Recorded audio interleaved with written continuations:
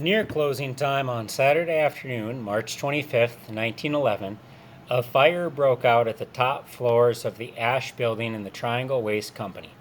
Within minutes, the quiet spring afternoon erupted into madness, a terrifying moment in time, disrupting forever the lives of young workers. By the time the fire was over, 146 of the 500 employees had died. The survivors were left to live and relive those agonizing moments. The victims and their families, and the people passing who witnessed the desperate leaps from the ninth floor windows in the city of New York, would never be the same. Survivors recounted the horrors they had to endure, and passers-by and reporters also told stories of pain and terror they had witnessed. The images of death were seared deeply in their mind's eye. Many of the Triangle factory workers were women, some as young as 14 years old. They were, for the most part, recent Italian and European Jewish immigrants who had come to the United States with their families to seek a better life. Instead, they faced lives of grinding poverty and horrifying working conditions. As recent immigrants struggled with the new language and culture, the working poor were ready victims for the factory owners. For these workers, speaking out could end with the loss of desperately needed jobs, which was a prospect that forced them to endure personal indignities and severe exploitation. Some turned to labor unions to speak for them. Many more struggled alone.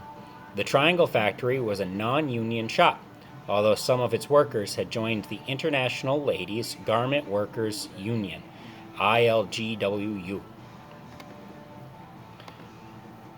New York, with its tenements and loft factories, had witnessed a growing concern for the issues of health and safety in the early years of the 20th century. Groups such as the International Ladies Garment Workers Union and the Women's Trade Union League fought for better working conditions and protective legislation. The Triangle Fire tragically illustrated that fire inspectors and precautions were woefully inadequate at the time. Workers recounted their helpless efforts to open the ninth floor doors to the Washington Place stairs. They, and many others afterwards, believed they were being deliberately locked, which the owners had frequently locked the exit doors in the past, claiming that workers had stolen all the materials. For all practical purposes, the ninth floor fire escape in the Ash Building led nowhere, certainly not to safety, and it bent under the weight of the factory workers trying to escape the inferno. Others waited at the windows for the rescue workers, only to discover that firefighter ladders were several stories too short, and the water from the hoses could not reach the top floor. Many chose to jump to their deaths rather than burn alive.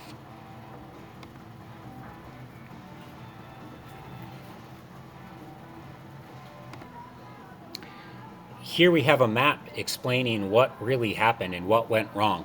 So as we're going through the experience of the fire, it starts with a locked door to the stairwell, so people weren't able to go down the stairs. There was a rusty fire escape ladder which was outside, and that ladder collapsed. Another problem was all of the cluttered workspaces.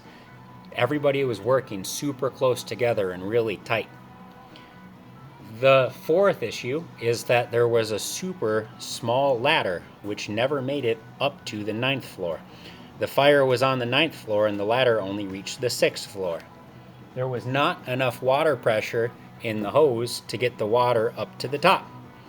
The wooden tables, which wood burns in a fire, is also an obstacle. If you happen to be somewhere who is located in this row, the only thing you can do is try to make it all the way out this row, around and down towards the elevator. The wicker baskets burned as well, and so as soon as the wicker baskets started on fire, the fire allowed it to spread. There's oil on the floor, and oil and fire spread quickly.